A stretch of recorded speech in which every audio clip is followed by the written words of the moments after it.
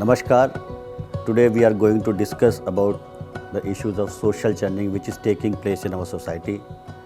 And we have today Professor Badri Narayan ji, who is Director of Pant Social Science Institute and also member of UGC and ICSR with us. Professor Badri Narayan is a very well-known scholar, intellectual, thinker, author on these issues. He has especially written about marginalized society and he has contributed in various ways for their empowerment. Welcome Professor Badri Narayan ji, thank you for accepting our invitation. So, social churning is a continuous process. Sometimes it gets fast, sometimes it is slow, but it is a continuous process on which we both agree. So, my first question is that how do you see this social churning which is going on in our society, and there are different ways of manifestation of social churning. Like if you see the issue around caste census or reservation in private sector or religious reservation in the name of religion, so many things are going on in our society. So how do you see the future of this social churning, whether that is going to affect us negatively or it was bound to happen and something good will be come out of all this churning? Sudesh, first of all, I am very thankful to you and the India Foundation for inviting me for this discussion. You are very right that social churning is a continuous process, and this is happening at two levels. At the one level, it happens within the society without any outside intervention.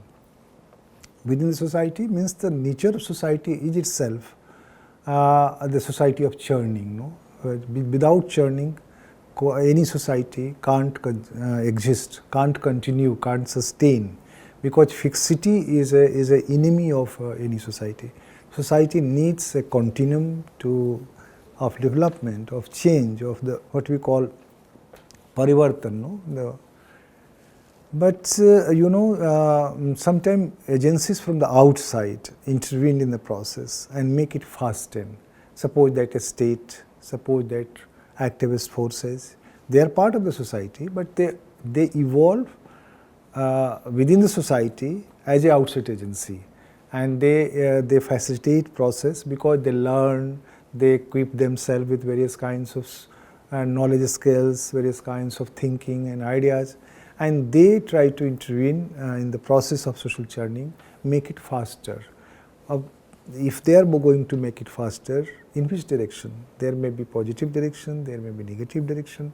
Sometimes these outside agencies create negative move to the society, sometimes it creates positive move to society. So, but sir, if you see the politics of social justice, means social churning, through social churning we also have seen that social justice, and politics is the instrument because we need social transformation in our society, that is very important, and politics is a great instrument for social transformation, and for that we need politics of social justice.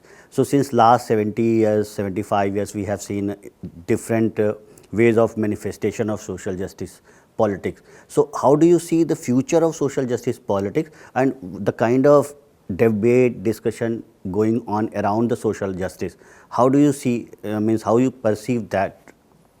Yeah, it's a very good question, Sudesh.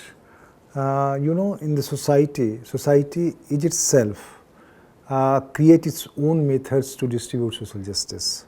Even in our medieval society, pre-colonial society, even in the ancient society, we had a system of distributing social justice.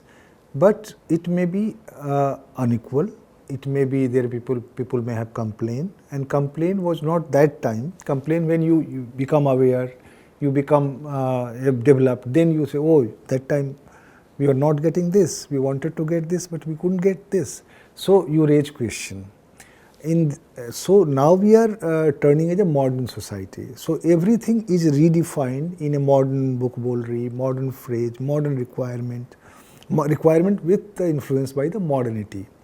So in this modernity, this is a new hermeneutics of social justice emerged, and that is emerged with the entire discussions raised by Ambedkar, Baba Saheb Ambedkar, Jyotiba Phule, various kinds of social reformers, social reformers are also of the society, but they evolved as an agency who can facilitate the process of change.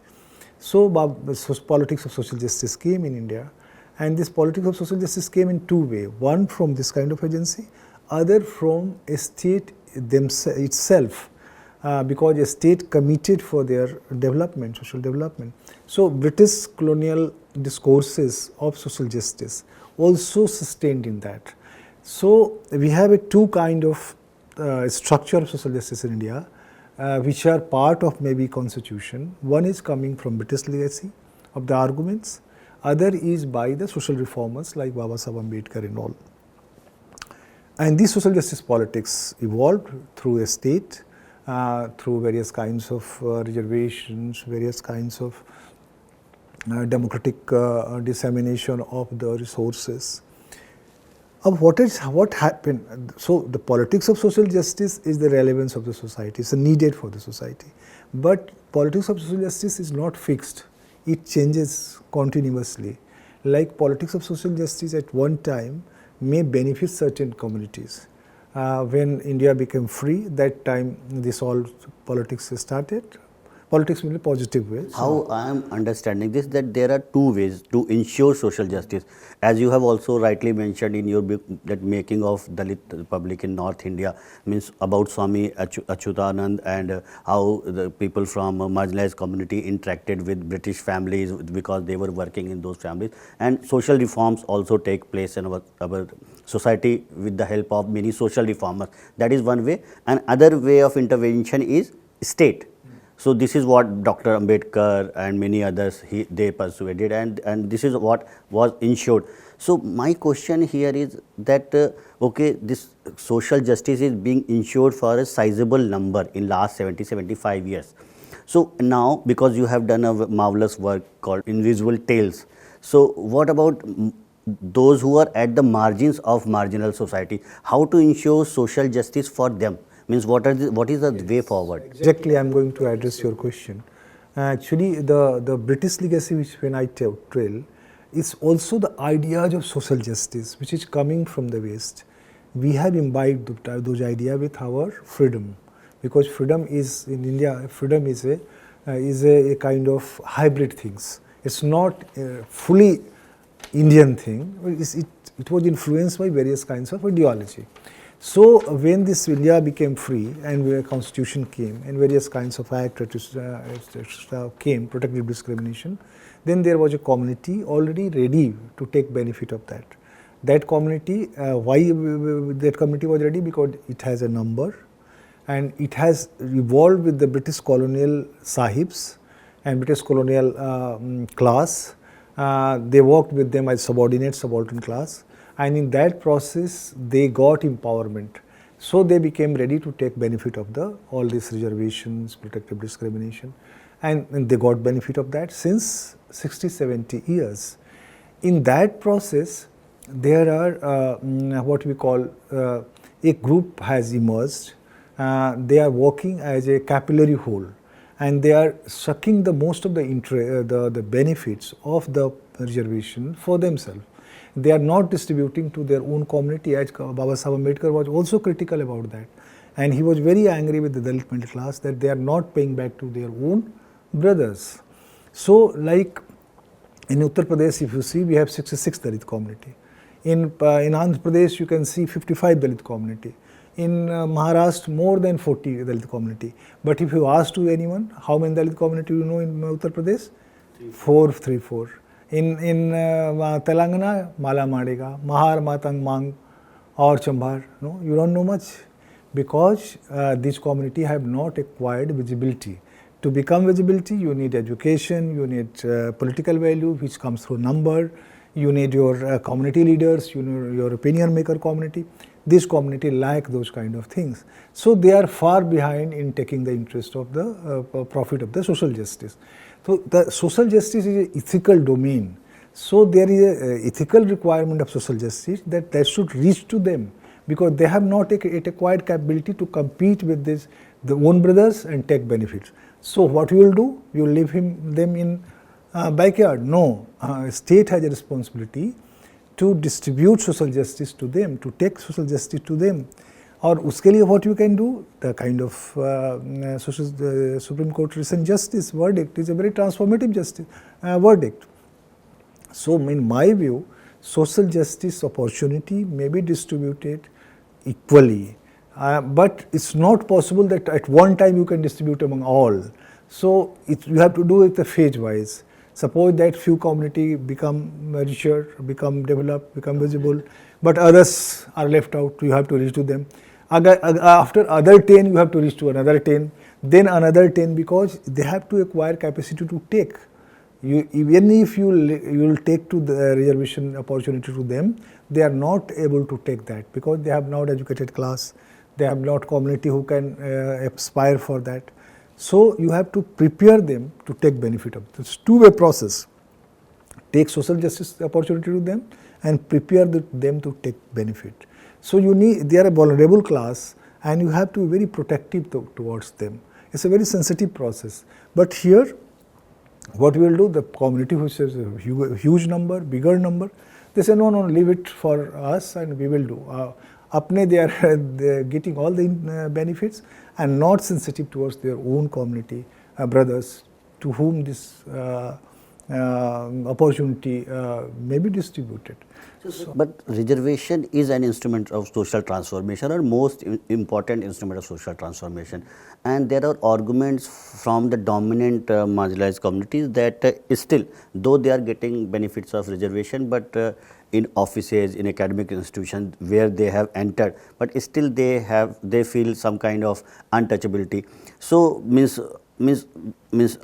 I agree with you, but that there should be social churning among marginal communities, but what is the way forward? Because there are arguments from dominant communities also that we are still facing that kind of discrimination. So where there is a space, so how to resolve this? That is a big question.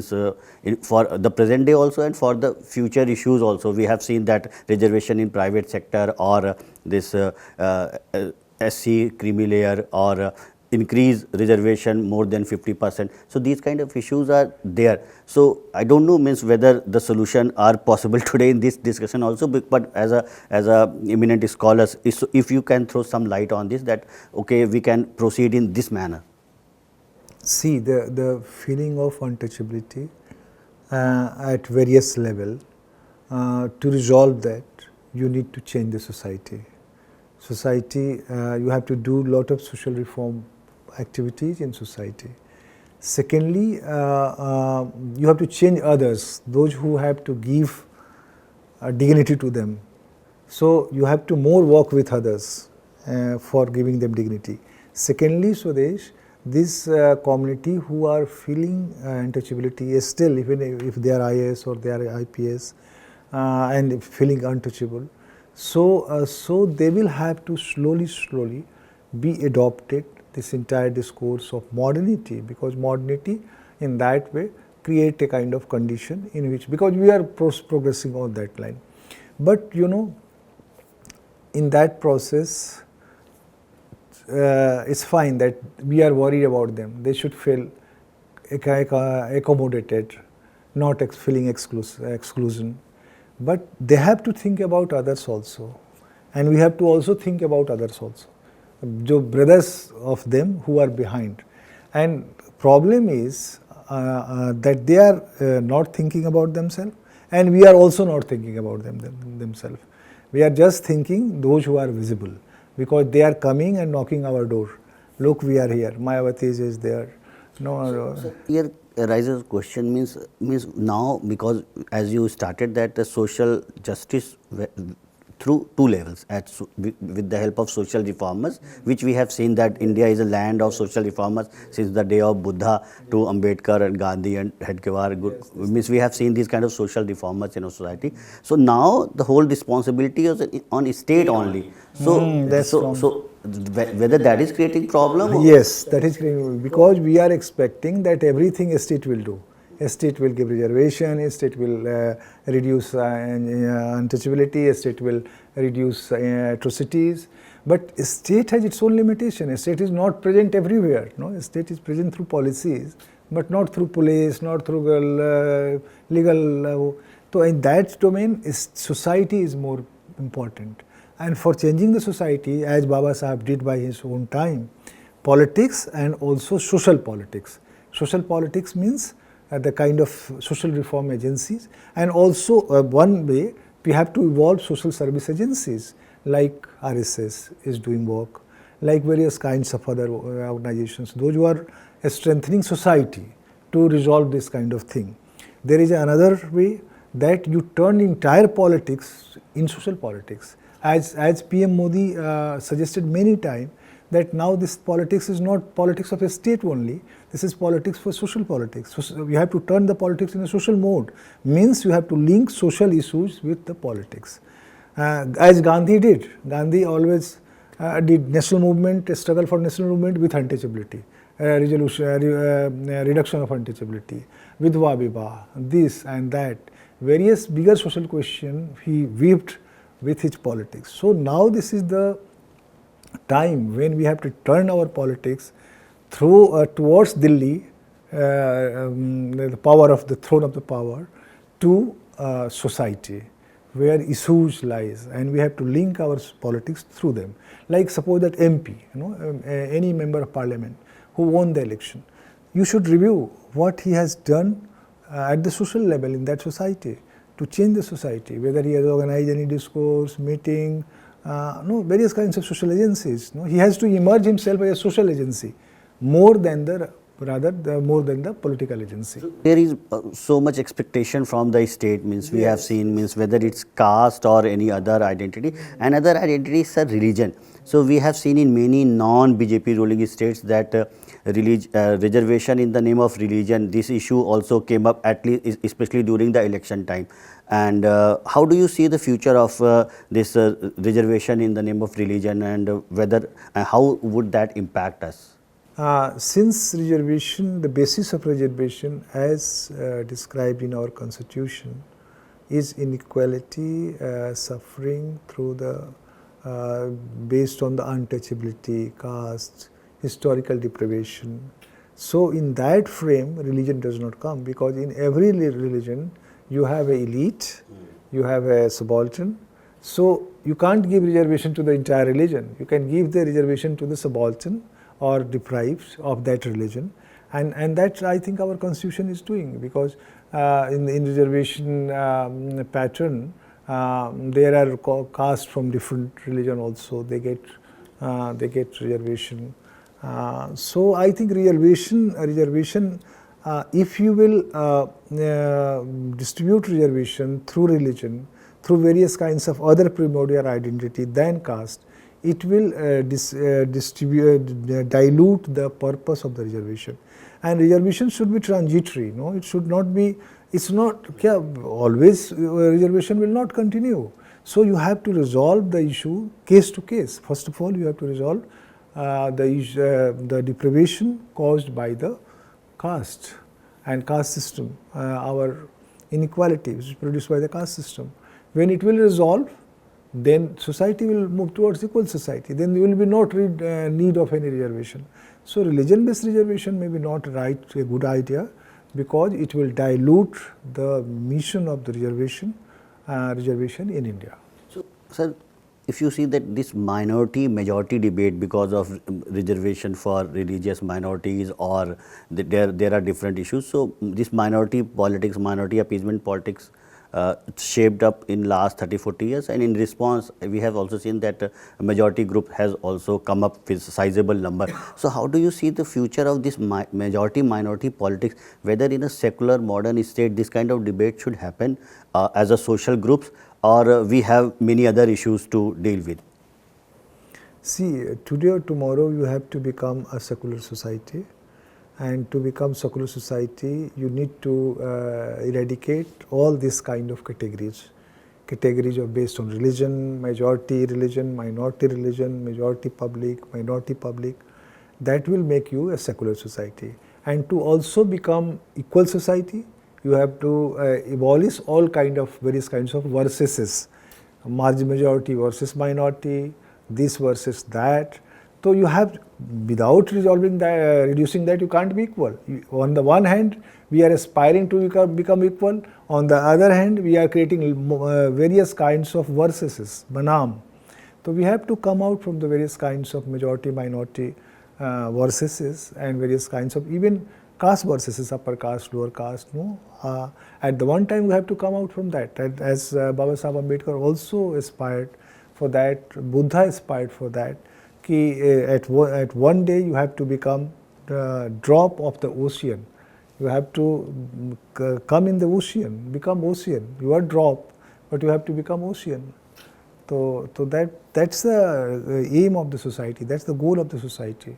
We have to move in that direction, not preserving versuses, making it contesting, making it conflictual, one versus to another versus, again another versus, caste, then religion from sub-religion from this.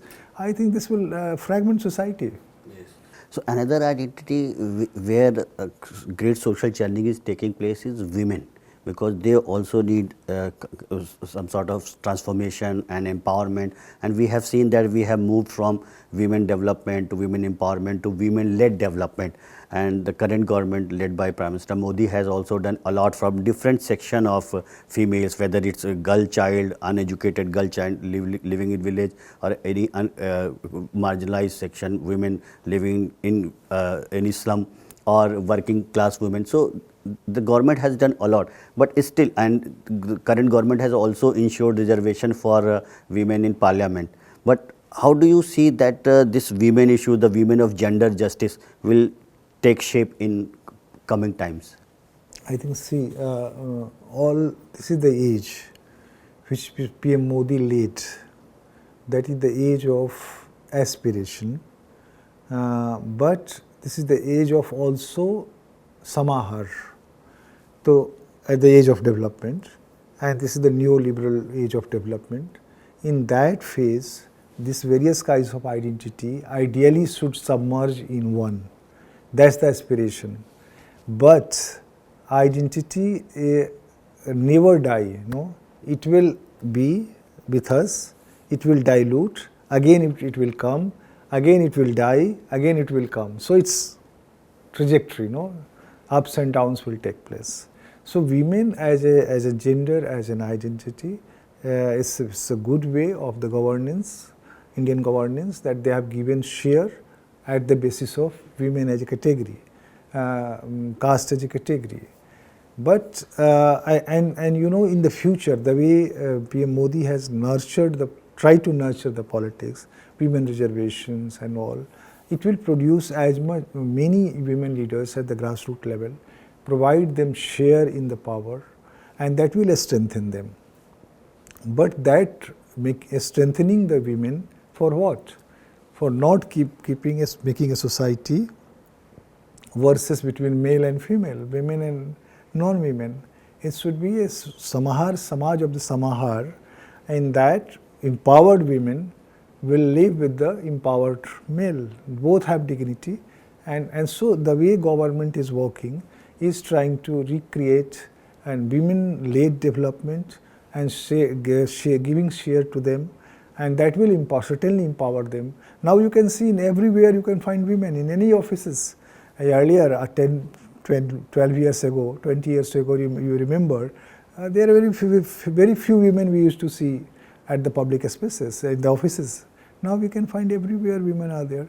So slowly this process is getting faster, and government is taking it in a right way.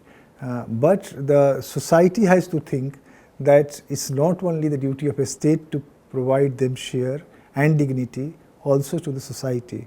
So we have to make society aware about the women dignity, because even then government is doing everything, but in Calcutta, what happened?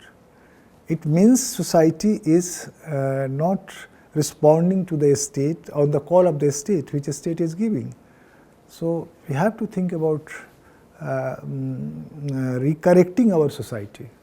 Sir, means we agree that there is social churning going on at the level of caste, religion, gender, and in this background, means how do you see the possibility of a common civil code in our country in a modern secular state, whether we can run a state with different laws for different section of society, how should we go forward in the direction of common civil code? I think, in my view, today or tomorrow, if you want to make secular society, because you means we all talks about secular society, you have to come out from religion-based specific legal procedures or legal provisions. You have to make a secular civil code kind of thing, which may be for everyone. Because in any society, you can give them protective discrimination at different levels, like social support, like policy support. But for religion, because religion in any secular society needs a kind of uniformity. So you have to make today or tomorrow a uniform civil code kind of thing, and which is termed as secular civil code by PM Modi recently. I think it's a very nice term. And we should use in our discourses that if you want to make secular society, you have to make secular civil code. Without making secular civil code, you can't say that we are going to make secular society. Otherwise, you are dodging the people. On the one hand, you are talking about secular society, and you are opposing secular civil society call given by whoever gives it. So, sir, you are a social scientist, author, columnist, public intellectual, but we also know that you are a great poet of our time, and recently Ms. Sahitya Academy also awarded you with Sahitya Academy Award. So, sir, poets are generally so sensitive about their surroundings. So, you are a poet and you are a social scientist both.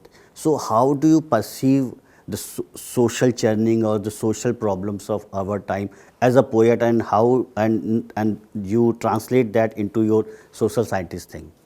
So there is this question which is very near to my heart, which you have raised.